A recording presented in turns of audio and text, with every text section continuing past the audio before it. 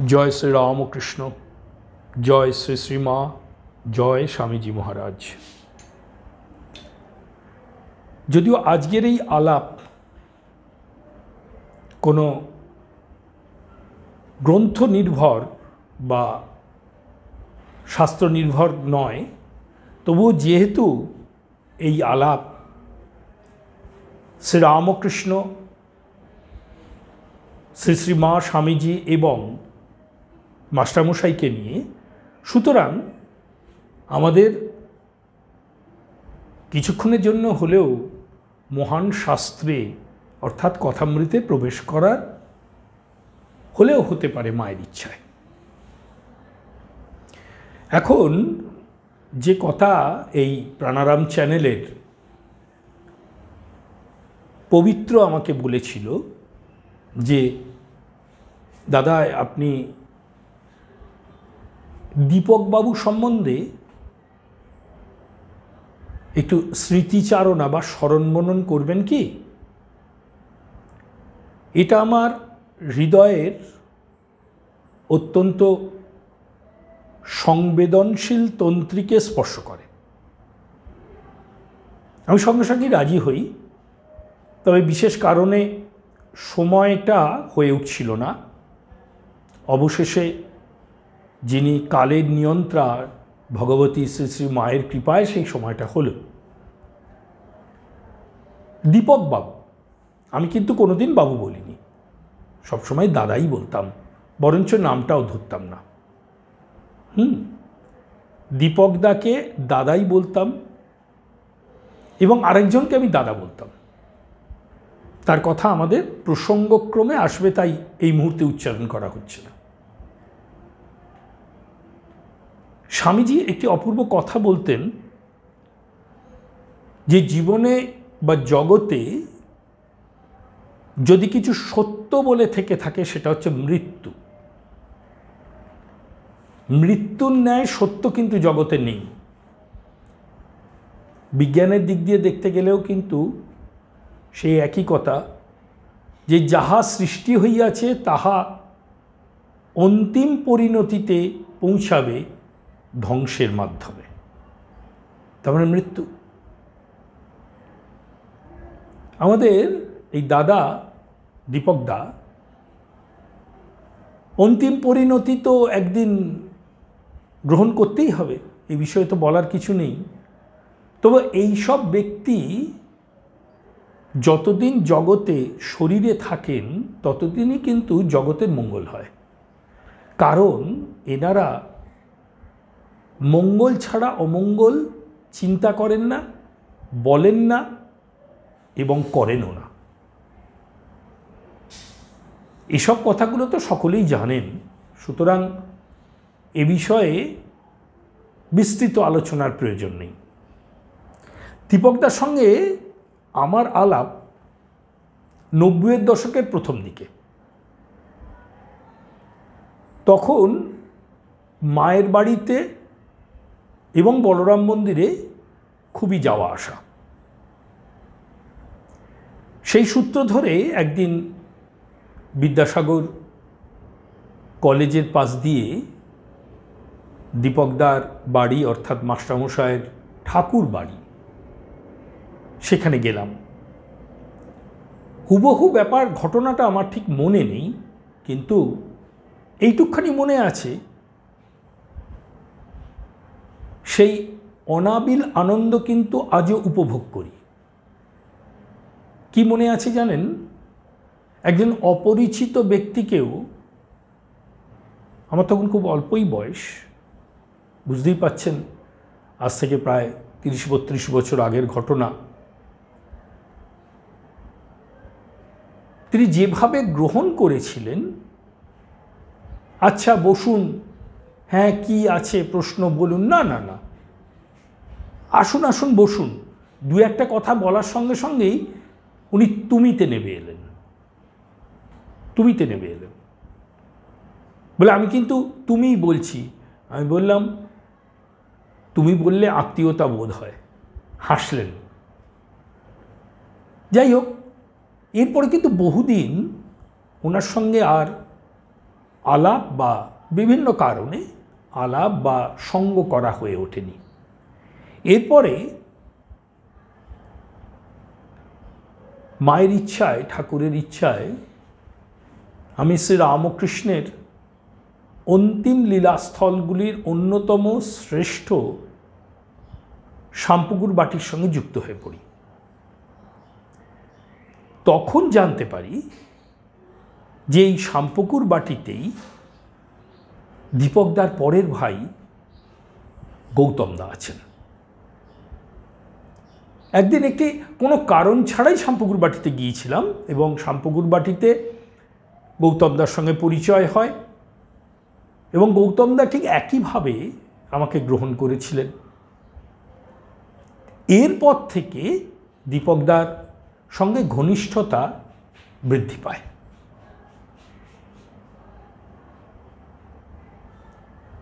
কতগুলি বিশেষ কাজের সঙ্গে মা আমাকে যুক্ত রেখেছেন।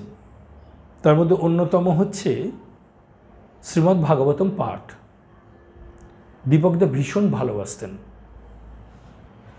এবং বারবার, আমরা আসছি কথা প্রসঙ্গে, বারবার এটিতে থাকার কথা বলতেন। অপূর্ব আমাকে যখন বলে যে দীপকদা সম্বন্ধে আপনি কিছু বলবেন,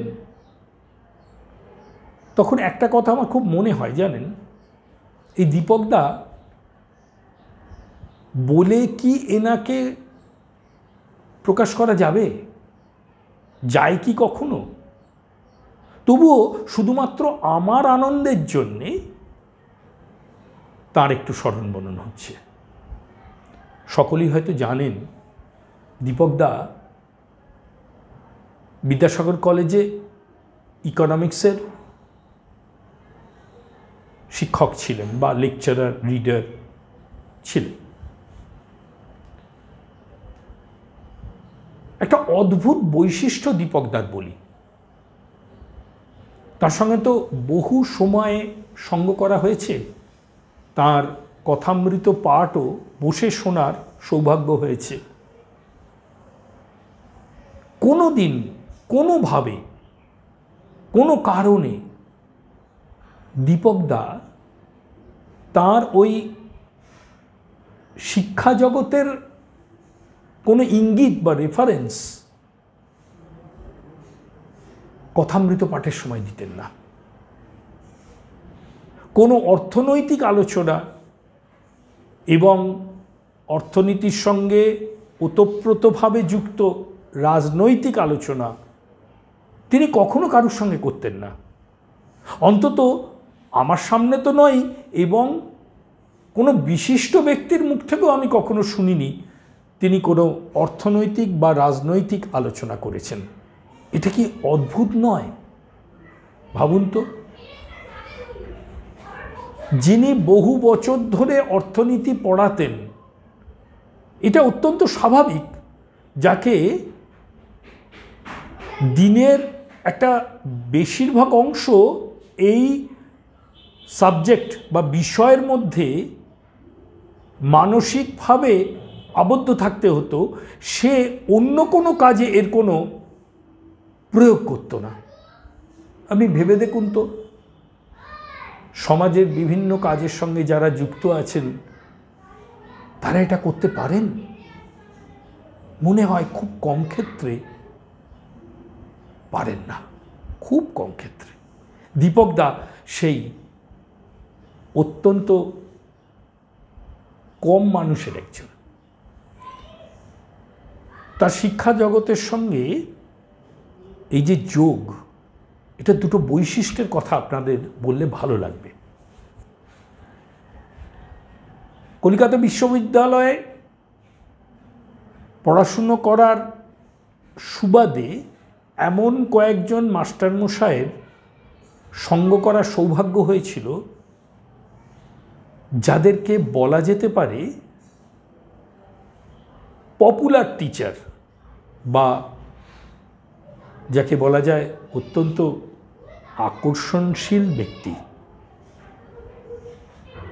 এই আকর্ষণশীল ব্যক্তি দুভাবে হতে পারে, জানেন।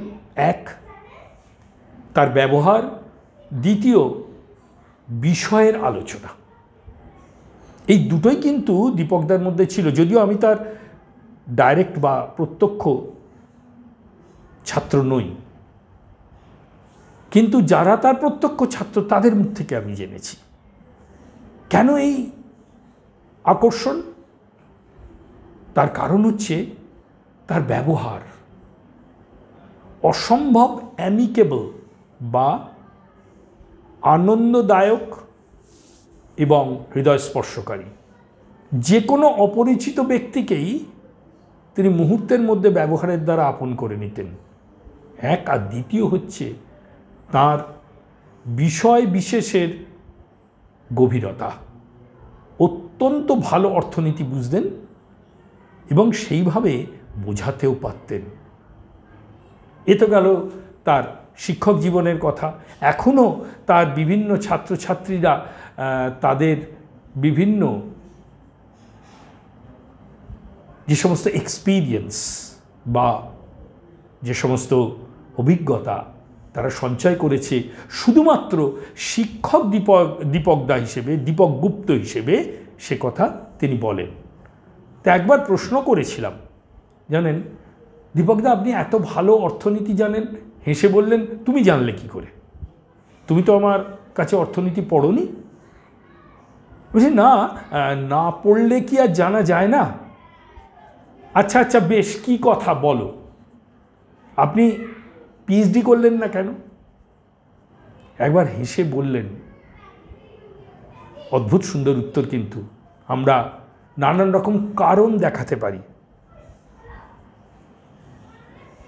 তিনি অনবদ্য একটি কারণ বললেন, দেখো দুভাবে কাজটা হয়, এক নিজের ইচ্ছে এবং পারিপার্শ্বিকতার সাহায্য। কি সুন্দর কথা। এর কোনোটাই বোধহয় আমাকে সহায়তা করেনি। এই দীপকদা ছাড়া এই ধরনের উত্তর দেওয়া অভাবনীয়, অভাবনীয়। সে যাই হোক, আমরা দীপকদার একাধটা দিক আলোচনা করি। এই যে শামপুকুর বাটির কথা বলা হলো, জানেন দীপকদার পরের ভাই গৌতম গুপ্ত, আমি দাদা বলতাম। বললেন আপনি বলবেন যে কি ব্যাপার, আপনি দীপকদাকেও দাদা বলতেন, গৌতমদাকেও দাদা বলতেন, তা দুজন একসঙ্গে থাকলে কি বলতেন? দুজন একসঙ্গে থাকলে তার মুখের দিকে তাকিয়ে দাদা বলতো, তাহলে তিনি বুঝতে পারতেন আমি দাদা বলছি। আর কি বড়দা ছোটদা বলতে হবে? দাদা যেমন মা এই শব্দটির যেমন গভীরতা আছে, তেমনি দাদা শব্দটা বললে, যেমন আমি যদি গৌতমদার মুখে কিছু বলি, গৌতমদার মুখের দিকে তাকিয়ে দাদা বলছি, দীপকদাকে কিছু বললে দীপকদার মুখের দিকে তাকিয়ে দাদা বলছি, সুতরাং সঙ্গে সঙ্গে তিনি বুঝে যাচ্ছেন। এটাই তো স্বাভাবিক। সে যাই হোক, এই শামপুকুর বাটি হচ্ছে শ্রীরামকৃষ্ণের অন্তলীলাস্থনের অন্যতম। আপনারা জানেন তিনি অসুস্থ হয়ে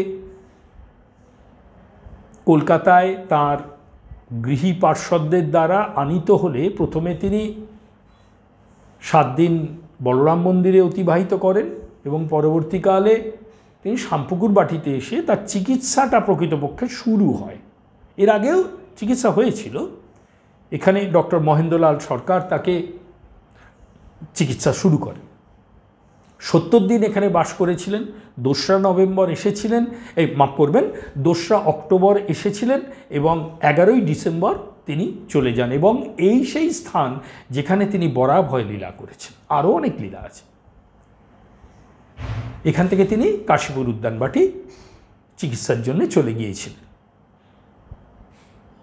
অনেক দিন অনাদৃত পড়েছিল। অনাদৃত বলবো না, ঠাকুরের স্মরণ মননটা কিন্তু ওই ক্ষুদ্র কক্ষে হতো। একজন এলেন বহু বছর বাদে, ঠাকুরের নির্দিষ্ট পুরুষ, তার নাম হচ্ছে গৌতম গুপ্ত। তিনি এবং তার সঙ্গীদের প্রচেষ্টায়, মূলত তিনি এই শাম্পুকুর বাটি পরবর্তীকালে উদ্ধার হয়েছিল। খেয়াল রাখবেন, শ্রীরামকৃষ্ণের সাক্ষাৎ শ্রী ভগবানের লীলাস্থল বৃন্দাবন তুল্য, এবং এই সেই অন্যতম স্থান যেখানে শ্রীরামকৃষ্ণ, শ্রীশ্রীমা এবং স্বামীজি একসঙ্গে তিনজনে থেকেছেন। তো সে কথা অন্যদিন আরেকবার আলোচনা হবে। এই অনবদ্য লীলাক্ষেত্রটি উদ্ধারের যে হাতিয়ার শ্রী ভগবান করেছিলেন তিনি হচ্ছেন গৌতম গুপ্ত। এই গৌতম গুপ্ত বড় অদ্ভুত মানুষ। তিনি একটি বিদেশি ফার্মে কাজ করতেন। তিনি দেখলেন যে এই অফিসের কাজের সঙ্গে যুক্ত থেকে, অত্যন্ত রেসপন্সিবল বা দায়িত্বপূর্ণ কাজ ছিল তার, এই শাম্পুকুর বাটির উদ্ধার কার্য ব্রতী হওয়া সম্ভব নয় তার পক্ষে। তিনি বললে বিশ্বাস করবেন কি, একটি বিদেশি ফার্ম যেখানে তিনি দায়িত্বপূর্ণ পদে ছিলেন, এবং এটি ঘটনা যে তার কিছুদিনের মধ্যেই তাকে বিলেতে ট্রেনিংয়ের জন্য পাঠানো হবে। এই অবস্থায় তিনি চাকরিটা ছেড়ে দেন। নাহলে শাম্পুকুর বাটির কাজ করা যাবে না। আমরা সংসারী মানুষরা কিন্তু, শ্রীরামকৃষ্ণ কথামৃতে আছে, এদিক ওদিক দুদিক রেখে চলতে চেষ্টা করি, কিন্তু এই দুদিক রেখে চলা কিন্তু সর্বক্ষেত্রে সম্ভব নয়। স্বাভাবিকভাবেই তার আত্মীয় স্বজন, বন্ধু বান্ধব অত্যন্ত ক্ষুব্ধ। চাকরি ছাড়ার কি দরকার? একমাত্র দীপক গুপ্ত জানেন তার ভাইয়ের এই কাজকে সমর্থন করেছিলেন। গৌতমদার ডাকনাম ছিল হিটু। দীপকদা বলেছেন, এটা আমি গৌতমদার মুখ থেকে শুনেছি, মানে দাদার মুখ থেকে শুনেছি, হিটু তুই যা করছিস এর থেকে মহান কাজ হতে পারে না। আমি আমার পক্ষে যতটা সম্ভব তোর পাশে থেকে তোকে সহায়তা করব। সত্যিই করেছিলেন, শুধু মানসিকভাবে না, আর্থিক, কায়িক এবং সামাজিক, এই সব দিক দিয়ে দীপকদা কিন্তু গৌতমদাকে সাহায্য করেছিলেন। অর্থাৎ ঠাকুর যেমন সব কিছু কেড়ে নিয়ে তাকে নিজের কাজে ব্রতী করান, তেমনি তার সঙ্গে একজন সহায়ক রূপে এমন এক ব্যক্তিকে আনেন যার সাহচর্য তার সেই মুহূর্তে অত্যন্ত প্রয়োজন। অর্থাৎ দীপক গুপ্তের এই মহানত্ব কিন্তু আমরা কিছুতেই ভুলতে পারব না। অতি গোপনভাবে দাদা অর্থাৎ গৌতমদা আমায় বলেছিলেন, আজকে তো দুজনের কেউই নেই, সুতরাং এটা বলাও যেতে পারে, কারণ এটা বলা বারণ করেছিলেন উনি। নিয়মিত ছোট ভাইকে মাসোহারা দিতেন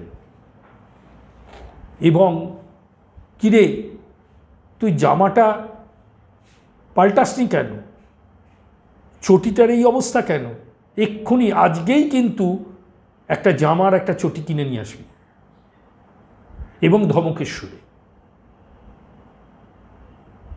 এই ভালোবাসা কিন্তু অবর্ণনীয়, অব্যাখ্যেয়, এবং তার ফলটা কিন্তু খুব কঠিন হয়েছিল জানেন। গৌতম গুপ্ত হঠাৎ চলে গেলেন, হঠাৎ,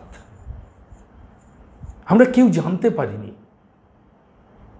এ ব্যাপারে গৌতম গুপ্ত এবং দীপক গুপ্তের সঙ্গে আমার সম্পর্কের একটা অভিন্নতা আছে, আসছি আমরা কথায়। গৌতম গুপ্ত যেদিন চলে যান তার আগের দিন সন্ধেবেলা, রাত্রিবেলা আমাদের সকলের সঙ্গে দেখা হয়েছে, কথা হয়েছে। হঠাৎ তার পরের দিন সকালবেলা আমি একটি বিশেষ জায়গায় ছিলাম, ফোন এলো, গৌতমদা চলে গেছেন। প্রথম কথা তো আমরা বিশ্বাসই করতে পারিনি। কিন্তু এর ফলটা কি হলো জানেন? এই আঘাতটা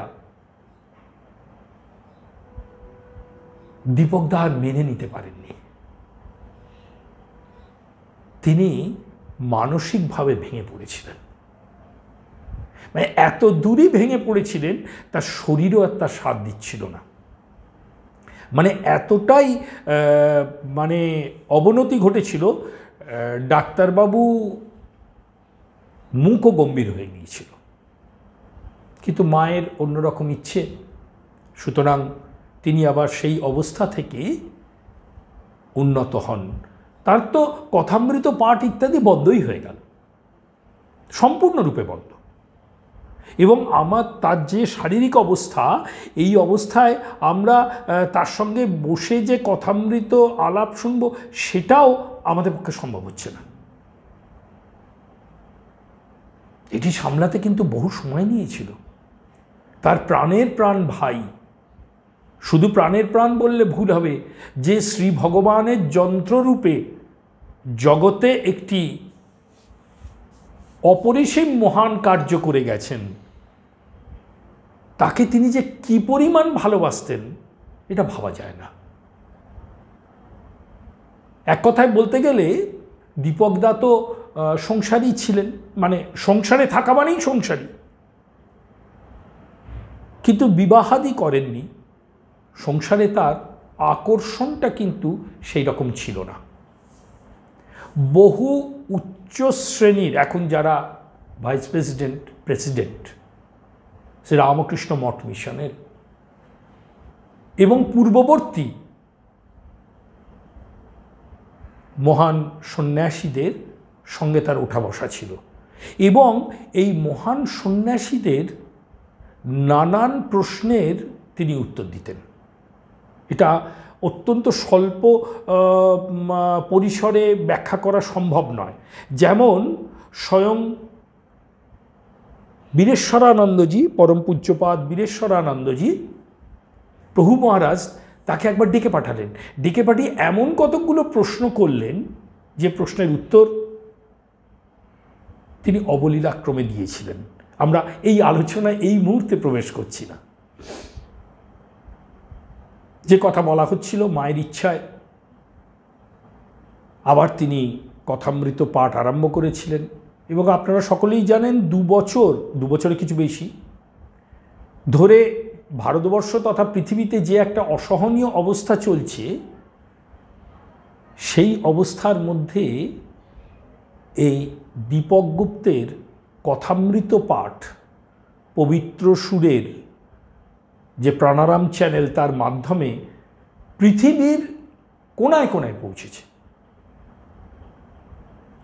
যখন আমরা মিলিত হতাম দীপক গুপ্তের কাছে, যখন আমি যেতাম, দাদার কাছে যখন যেতাম, তখন তিনি কোনো মতেই 8 ঘন্টা 45 মিনিট আলোচনা না করে ছাড়তেন না। এবং এই সমস্ত প্রশ্নের কথা তুলতেন, যে সমস্ত প্রশ্ন পৃথিবীর বিভিন্ন দেশ থেকে কথামৃত শ্রবণের পর এই শ্রোতারা বা বলা যেতে পারে ভক্তরা তাকে করছেন, তিনি কী রকম উত্তর দিচ্ছেন। এইগুলো আলোচনা করতে গেলে বেশ কয়েকটা সিরিজ তৈরি হয়ে যাবে। তো যাই হোক, দীপক গুপ্তের সঙ্গে এই কটা মাস, মানে জানুয়ারি 30 তারিখে চলে গেলেন, তার আগের কটা মাস একটু গভীরভাবে মেশার সুযোগ হয়ে গেছিল। মানে সপ্তাহে 1 দিন 2 দিন এরকম হয়ে যেত, 1 দিন। এবং তিনি যখন শারীরিকভাবে একটু অসুস্থ থাকলেও, যখন গিয়ে তার কেউ বাড়ির একজন বললেন যে কে এসছে গো, বলে অচিন্তবাবু এসছেন। বলে ও তো আমার ঘরের লোক, ওকে পাঠিয়ে দাও ভেতরে। শোবার ঘরে গিয়ে বসলাম। তো একজনের নাম আমাদের করতেই হয়, তার নাম হচ্ছে শ্রীযুক্ত নিতাই ঘোষ, বুঝলেন। তিনি শ্রী রামকৃষ্ণ মঠ মিশনের বিভিন্ন স্থানে, যেমন ধরুন শ্রী শ্রী মায়ের বাড়ি, বলরাম মন্দির, কথামৃত ভবন ইত্যাদি ইত্যাদি, মানে একটা এই ইত্যাদিটাকে টানলাম আর কি, বিভিন্ন জায়গায় তিনি অভূতপূর্ব সেবার কার্য করে থাকেন এবং কথামৃত ভবনে তার সেবার কার্য অতুলনীয়। কিছুদিন পূর্বেই তার সঙ্গে দীপকদার আলাপ হয়েছিল। এই নিতাইবাবুকে দীপকদা ভীষণ ভালোবাসতেন এবং ঘটনাচক্রে মায়ের কৃপায় নিতাইবাবুর সঙ্গে আমারও অত্যন্ত গভীর একটি সৌহার্দ্যপূর্ণ সম্পর্ক তৈরি হয়েছিল। একদিনের ঘটনা আপনাকে বলি। নিতাইবাবু একবার সেখানে একটি ভাণ্ডারের ব্যবস্থা করেন। তো আমি বললাম যে আমি তো যাব, কিন্তু আমি একটু আগে যাব। তো তিনি গাড়ি পাঠিয়ে আমাকে নিয়ে গিয়েছিলেন। আগে যাওয়ার কারণটা হচ্ছে এই দীপকবাবুকে একটু দর্শন করা এবং আলাপ করা। আপনি বললে বিশ্বাস করবেন না, সেটা তার চলে যাওয়ার ঠিক 2 মাস আগের ঘটনা। 2 মাস না, 1.5 মাস আগের ঘটনা। তিনি তখন একটু অসুস্থই আছেন। যেমনি শুনলেন যে আমরা এসেছি, বলে ভেতরে নিয়ে এসো। আপনি ভাবতে পারেন একজন অসুস্থ ব্যক্তি প্রায় 1.25 ঘন্টা এক নাগাড়ে কথামৃত আলাপ করে গেলেন। ভাবতে পারেন? ভাব কোন স্থানে পৌঁছলে, মানে তাকে যারা খাওয়া দাওয়ায় সহায়তা করেন, সেই সমস্ত দিদি, স্থানীয় বৌদি, এনারা এসে বলছেন, দাদা এবার একটু আপনি কিছু খান। দেখলাম 2 চামচে খেলেন, খেয়ে একটু জল খেলেন, আবার সেই প্রসঙ্গ চলতে লাগলো। 1.25 ঘন্টা। শেষ পর্যন্ত মানে আমি বললাম, দাদা আর থাক, আমি আবার আসবো, আপনার বড্ড কষ্ট হচ্ছে। মানে না, কই কষ্ট তো হচ্ছে না, একদম ঠিক আছি আমি। তখন বাধ্য হয়ে বললাম, 12:35 বেজে গেছে, ওদিকে তো আবার প্রসাদ পেতে হবে। বলে হ্যাঁ হ্যাঁ, তখন বলে হ্যাঁ হ্যাঁ তোমরা যাও, তোমরা এসো, তাহলে আবার এসো। কিন্তু এই আলোচনায় একটা ছোট্ট তথ্য আমি পেয়েছিলাম, এটা জানানো দরকার। ওই যে ঠাকুর বাড়ি, ওই যে কথামৃত ভবনের ঠাকুর ঘর, ওপরে সেই কাঠের সিঁড়ি দিয়ে উঠে, যেখানে শ্রী শ্রী মা নিজে মায়ের ঘট প্রতিষ্ঠা করেছেন, ওই যে ছোট্ট ঘর, ওইখানে কমপক্ষে 100 জনকে মা দীক্ষা দিয়েছেন। এটা দীপক গুপ্ত নিজে মুখে বলে গেছেন। অন্ততপক্ষে 100 জনকে ওই ঘরে দীক্ষা দিয়েছেন শ্রী মা। অভূতপূর্ব কথা। অনেক দীর্ঘায়িত হয়ে যাচ্ছে, এত কথা মনে ভিড় করে আসছে যে মনটাই এখন সামাল দিয়ে কথার সরণিতে চলার মতো অবস্থায় নেই। শুধু একটা কথা বলে শেষ করি। রটন্তী কালী পূজার দিন আমাদের দীপক গুপ্ত তার শরীরটা ছেড়েছিলেন। ঠিক তার আগের দিন কথামৃত ভবনে ভাগবত পাঠ ছিল, জানেন। এবং এই ভাগবত পাঠ করার সুবাদে তাকে তো দেখা করতে আসা হতো। এবং দীপকদা নিজেই বলতেন যে দেখো, তুমি কিন্তু পাঠ শেষ করে এসো, কারণ তাহলে আর তাড়াহুড়ো থাকবে না, তাহলে তুমি বেশ কিছুক্ষণ বসতে পারবে, অর্থাৎ একটু আলাপ হবে আর কি। সেই কারণে জানেন, রটন্তী কালী পুজোর আগের দিন, সেটা হচ্ছে 29 তারিখ জানুয়ারি মাসের, সেদিন কথামৃত ভবনে পাঠ শেষ করে সুকুমার মহারাজের সঙ্গে একটু সঙ্গ করে এসে দীপকদার পাশে বসলাম। সেই দীপকদা আবার শুরু করলেন কথামৃতের কথা, ঠাকুরের কথা, বিভিন্ন আলাপের বিশ্লেষণ। তিনি যে আলাপ করেন তার বিশ্লেষণ।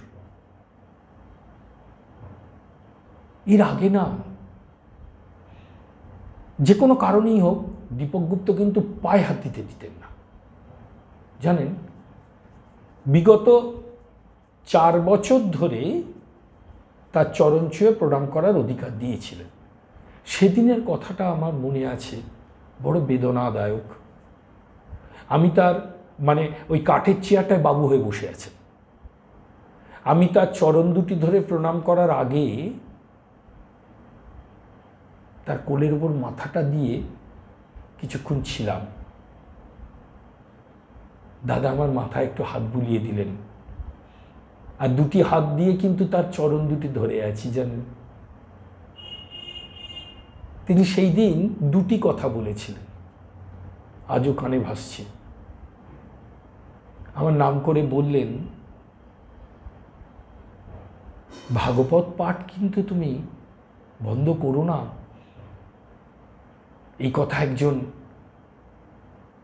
অত্যন্ত প্রবীণ সন্ন্যাসী আমাকে শুনিয়েছিলেন। ভাগবত পাঠ কিন্তু বন্ধ করো না, আর এখানে এসো। আমি বললাম, দীপকদা আমাকে তো আসতেই হবে, আমার তো কোনো উপায় নেই। চুম্বক লোহাকে টানে, তা আপনি তো সবসময় টানছেন। বলছে, ও কথা বলতে নেই, ঠাকুর মা টানছেন।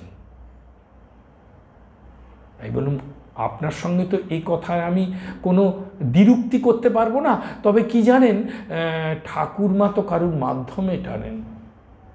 আমার নাম করে বললেন, তুমি তো আবার এইসব পাঠ টাট করো, তোমার সঙ্গে কথায় এঁটে ওঠা মুশকিল। এটা হচ্ছে ভালোবাসার একটা প্রতিদান। তারপরের দিন তিনি তো চলে যাচ্ছেন। একটা কথা শুধু আমাকে স্মরণ করতেই হবে জানেন, আমরা যারা এই পথে তার স্মরণ মনন করি, আমাদের বিভিন্ন বিষয় থাকে জানেন তো। শুকদেব জগতে শ্রী ভগবানের দ্বারা আনীত হয়েছিলেন শুধুমাত্র ভাগবত বলার জন্যে। তার আগে পরের ঘটনা আজ আপনি বড় বড় একটা পুরাণে পাবেন না। ভাগবত বলার জন্যে শুকদেব আনীত হয়েছিলেন। আমাদের দাদা দীপকদা, তিনিও সমাজের বিভিন্ন কাজের সঙ্গে যুক্ত ছিলেন, কিন্তু কথামৃত ছাড়া কিন্তু আর কোনো বিষয়ে তিনি কোনো কথাও বলতেন না, চিন্তাও করতেন না এবং আলাপও করতেন না। এই কথাটির অর্থ হচ্ছে কি জানেন, বলা হয় পরম ভাগবত। ভাগবত, শ্রী শ্রী চৈতন্য চরিতামৃত ইত্যাদি গ্রন্থে কেউ কেউ ডুবে থাকেন, সর্বদাই সেই চিন্তায় থাকেন। আমি অন্তত জীবনে শ্রী শ্রী মায়ের কৃপায় এমন একজনকে পেয়েছিলাম, যিনি শ্রী শ্রী রামকৃষ্ণ কথামৃতময় হয়ে গিয়েছিলেন। তার কথা, তার চিন্তা, তার বলা, তার সঙ্গ সবই কথামৃতের প্রক্ষেপ মাত্র। দীপক গুপ্ত কথামৃতের এক প্রকাশিকা শক্তি, যা কিনা ঠাকুর মায়ের দ্বারা আমাদের মতো অতি সাধারণ লোকের কাছে পৌঁছেছে। তাই কথামৃত স্মরণ করতে গেলে দীপকদার নামটা উঠে আসবেই আসবে। আমরা আজ দীপকদাকে অর্ঘ্য নিবেদন করার জন্যে সামান্য কথামৃতের একটি অংশ আস্বাদন করার ইচ্ছা তার শ্রীপাদপদ্মে, ভগবানের শ্রীপাদপদ্মে, শ্রী শ্রী মায়ের শ্রীপাদপদ্মে নিবেদন করছি।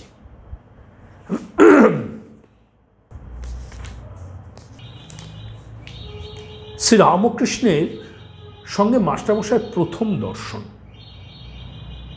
আমরা একটা নির্বাচিত অংশ আস্বাদন করছি, শুধু ওই অংশটুকুনি।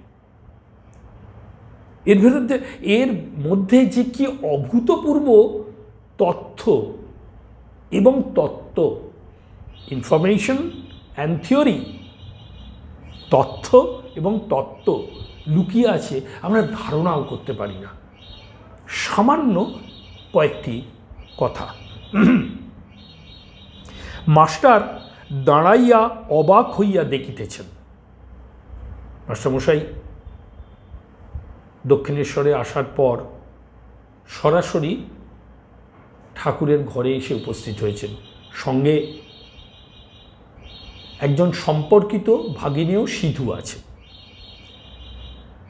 তাহার বোধ হইল যেন সাক্ষাৎ সুখদেব ভগবত কথা কইতেছেন আর সর্বতীর্থের সমাগম হইয়াছে, অথবা যেন শ্রীচৈতন্য পুরী ক্ষেত্রে রামানন্দ স্বরূপাদি ভক্ত সঙ্গে বসিয়া আছেন ও ভগবানের নাম ও গুণকীর্তন করিতেছেন। এটি কিন্তু অত্যন্ত সহজ সরল ভাষায় মাস্টারমশাই লিখলেন। এর গভীরতা কিন্তু অনন্ত। মাস্টার প্রবেশ করেছেন, করে শ্রী রামকৃষ্ণকে দেখছেন ছোট তক্তপোষের ওপর বসে পূর্বাশ্র হয়ে একঘর লোক বসে আছে, তাদেরকে তিনি কিছু বলছেন। কি বলছেন সেটা পরে আসছেন। তার আগে নিজের অনুভূতির কথা বললেন। কি অনুভূতি? অভূতপূর্ব অনুভূতি। 1 নম্বর বলছেন, সুখদেব গঙ্গা তীরে ভগবত কথা শোনাচ্ছেন। পর মুহূর্তেই তার মনে হলো পুরীক্ষেত্রে শ্রীচৈতন্য রামানন্দ স্বরূপাদির সঙ্গে হরিগুণ কীর্তন করছেন। জানেন, মানুষ যে কোনো যুক্তি, যে কোনো বর্ণনা বা যা কিছু করুক না কেন, তার মধ্যে তার সংস্কারটি লুকিয়ে থাকে। এই যে কথামৃতে অপূর্ব ঘটনা আছে, আজ আর অত বিস্তৃত যাচ্ছি না আমরা, যে একজন উপুর হয়ে রাস্তার ধারে পড়েছিল, তাকে প্রথমে একজন চোর দেখলো, তারপরে একজন মাতাল দেখলো, তারপরে একজন সাধু দেখলো, হরিভক্ত দেখলো, নিজের নিজের মনের ভাব প্রকাশ করলো। কথামৃতে আছে তো। দেখুন, মাস্টারমশাই সর্বপ্রথম শ্রী রামকৃষ্ণকে দর্শন করলেন, করি যুগপথ দুটি ভাব তার মনে এলো। এই ভাব কিন্তু তার সংস্কার। পরবর্তীকালে শ্রী রামকৃষ্ণ তাকে বলেও দিয়েছেন। সেই পরম পবিত্র মায়া স্পর্শহীন সুখদেব এবং সাক্ষাৎ ভগবান শ্রীচৈতন্যের রূপই তিনি প্রথম শ্রী রামকৃষ্ণের মধ্যে দেখেছিলেন।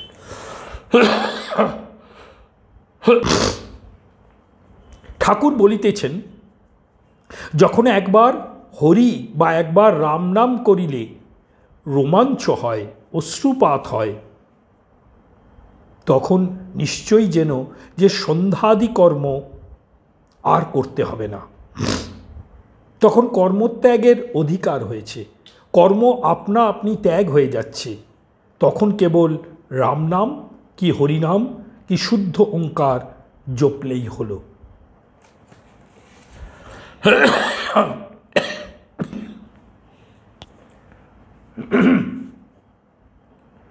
এই কথাটি একদম সাধনের শেষ কথা।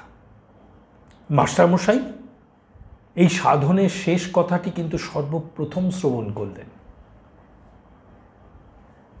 কেন? শ্রী রামকৃষ্ণ তাঁর আনিত পারিষদকে দিয়ে পরবর্তীকালে তার কথা জগতের কাছে প্রচার করবেন। সেই জন্যে সর্বশেষ কথা, অর্থাৎ মায়া স্পর্শহীন বা মায়া উত্তর অবস্থা, কর্মত্যাগ। কাদের হয়েছিল কর্মত্যাগ?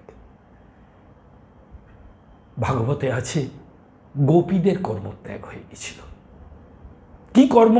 তারা জপ তপ করত না, তারা এক কৃষ্ণ জানত। এর নাম শুদ্ধাভক্তি। শুদ্ধাভক্তি হচ্ছে সর্বশেষ অবস্থা। কথামৃতে এর ব্যাখ্যা আছে। ঠাকুর নিজে বলেছেন সমাধির পরের অবস্থা। আমাদের ধারণার অতীত, কিন্তু যাকে দিয়ে তিনি কথামৃত বলাবেন, যাকে তিনি নিজে এনেছেন, সেই মহেন্দ্রনাথ গুপ্ত মাস্টারমশাই তার প্রকৃত সত্তার খবর তিনি প্রথম দিনে পেলেন কর্মত্যাগ।